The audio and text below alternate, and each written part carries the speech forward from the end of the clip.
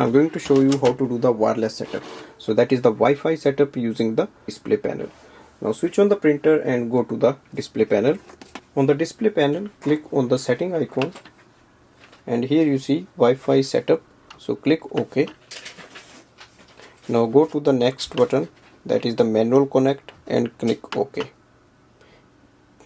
It will search for the available wireless routers, and we have to simply select our Wi-Fi network.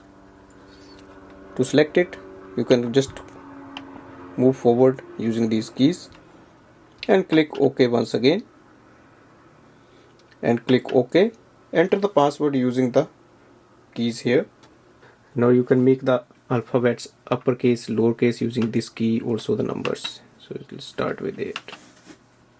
Now to connect it, press and hold the OK button. Select yes, and it will start the connection.